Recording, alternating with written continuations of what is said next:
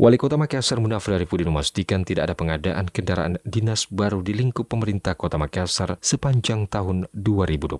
Ditemui RRI, Munafri mengungkapkan pihaknya memilih tetap menggunakan kendaraan dinas lama berupa Hyundai keluaran tahun 2023, serta 1 unit cadangan Toyota Alphard yang masih layak pakai. Menurutnya, langkah tersebut merupakan bagian dari efisiensi anggaran sekaligus mengutamakan kebutuhan masyarakat dibanding fasilitas pejabat. Dikatakan, anggaran yang semula berpotensi digunakan untuk pengadaan kendaraan dinas dialihkan ke program prioritas seperti penyediaan seragam sekolah, perbaikan jalan dan lorong permukiman, subsidi iuran sampah gratis, serta pemenuhan kebutuhan dasar warga di wilayah kepulauan. Munafri menegaskan kendaraan yang tersedia saat ini masih cukup memadai untuk menunjang aktivitas pemerintahan. Selain lebih hemat, penggunaan mobil listrik juga dinilai efisien karena tidak membutuhkan bahan bakar minyak. Kalau kita harus mengadakan kendaraan baru, saya pikir ini kan tahunnya masih relatif muda, terus mobil medannya kita juga di Makassar ini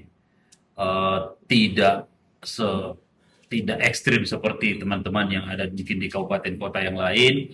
Makanya saya bilang udah, kita tidak usah belanja mobil operasional baru, tidak usah, saya pakai apa aja yang ada. Jadi akhirnya saya putuskan untuk saya naik mobil Ioniq yang ada, yang mobil listrik itu. Yang kedua juga kan tidak ada lagi beli BBM dan sebagainya.